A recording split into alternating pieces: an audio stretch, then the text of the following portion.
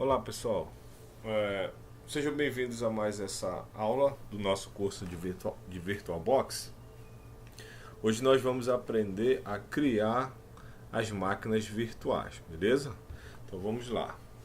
Vou abrir o VirtualBox. Bom, você pode vir aqui no botão novo ou em máquina e clicar aqui novo, certo? Então vamos clicar aqui em criar uma nova máquina. Aqui você coloca o nome da máquina, né, que você quer criar. Então você pode colocar qualquer nome. Vamos imaginar que eu queira criar uma máquina XP, por exemplo, para o sistema operacional XP. O tipo Microsoft ele já seleciona o Windows XP. Tá? Se fosse lá um i7, ele já identifica lá que é o Windows 7. Enfim, você pode colocar qualquer nome. Isso não vai influenciar. É só para uma questão de identificação. Então eu vou colocar aqui que seria um Windows 7 e tal. Aqui ele vai dar a arquitetura, né, se é 32 ou 64 bits. No caso meu sistema, como ele é 32, esse sistema aqui, então não aparece a opção de 64 bits, tá? Agora, quando você tem uma máquina de 64 bits, ele aparece tanto 32 bits quanto 64 bits. Então, selecionei aqui o meu modelo, a versão bonitinho, vou em próximo. Aqui ele vai pedir o tamanho da memória, né, o tamanho da memória RAM, qual a quantidade de memória RAM da nossa máquina virtual e da onde ele vai tirar essa memória RAM. Logicamente que da minha máquina física, tá? Então eu posso colocar 512, posso vir aqui colocar 1024, 1 GB. Tá? O detalhe aqui é que você não precisa ficar correndo aqui com esse negocinho aqui para quantidade de memória. Basta você vir aqui selecionar a quantidade de memória correta, beleza?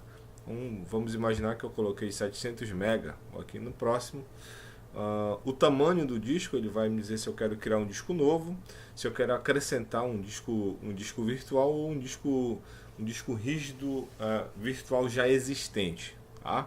Então basicamente, né, e na grande maioria dos casos você vai criar um disco novo, tá? Vamos lá em criar, e o tipo do arquivo que esse disco vai gerar, o tipo do arquivo desse disco, se vai ser VDI, se vai ser VMDK, enfim, qual o tipo desse arquivo. O VDI é o padrão do VirtualBox, né? Na grande maioria também dos casos a gente utiliza VDI, mas você pode criar padrões que podem ser compatíveis com outros aplicativos como VMware e outros aí, tá? Então no nosso caso eu vou deixar o VDI mesmo, tá? Avanço. O tipo, o armazenamento, qual é o formato desse armazenamento, né? Como que vai ser o comportamento do armazenamento do meu disco. Então existem duas opções: dinamicamente alocado ou tamanho fixo. Qual a grande diferença? Dinamicamente alocado é quando você pega uma quantidade de disco, por exemplo 10 GB, e esses 10 GB ele vai ser utilizado logicamente da nossa máquina física à medida que você for utilizando a máquina virtual. Então eu selecionei 10 GB. Então quando você instala o sistema operacional, dependendo do sistema, ele vai consumir lá, exemplo, 3 GB, 4 GB. Aí, de acordo com o que você vai instalando as aplicações nessa máquina virtual, ele vai consumindo esses 10 GB da máquina física, beleza? Esse é o dinamicamente alocado. E o tamanho fixo não. Se você fala assim, eu quero 10 GB para essa máquina virtual e o armazenamento vai ser tamanho fixo, então ele já vai consumir automaticamente 10 GB, ele já vai pegar 10 GB da nossa máquina física e já vai alocar para essa máquina virtual que nós estamos criando, ok? Então assim, para os testes, para os laboratórios, para estudos, é interessante você utilizar o cenário mais adequado, seria dinamicamente alocado. Esse seria o tipo mais indicado. Quando você utiliza a máquina virtual num cenário de produção, isso quer dizer num cenário quente, onde aquela máquina vai estar rodando, vai estar oferecendo um determinado serviço, enfim, onde você vai utilizar aquela máquina mesmo no cenário em produção, o correto seria tamanho fixo, né? Por quê? Porque o VirtualBox não vai precisar fazer cálculo de I/O, de entrada e saída, de quanto ele tem, quanto que falta, enfim.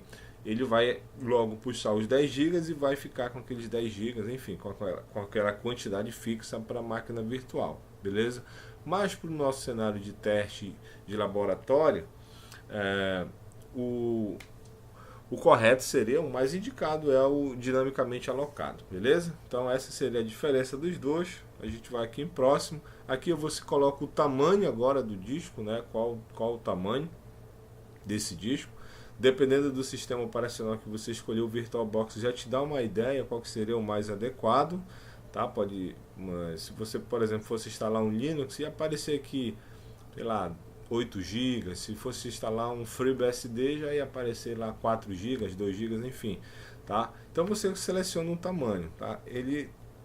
Você pode, se você colocar um tamanho, sei lá, de 5 GB, ele pode reclamar que 5 GB não dá para instalar tal sistema, enfim, tá? Então vamos colocar aqui, por exemplo, 10 GB. Coloquei 10 GB para esse sistema e mando criar. Pronto, já está criado aí a minha primeira máquina virtual, beleza? Vamos criar mais uma aqui, novo. Aí agora eu vou criar um CRV001, o nome dessa minha máquina, beleza? CRV01. O tipo vai ser o tipo Linux, tá? Aí ele vai me dar qual a distribuição Linux. Eu vou utilizar, por exemplo, sei lá, um Red Hat, tá? Um Mandriva. Tá? O que interessa aqui não é se você escolhe Fedora aqui, não quer dizer que você vai ter que instalar o Fedora nessa máquina virtual. Mais uma vez, isso aqui é só para identificar o tipo de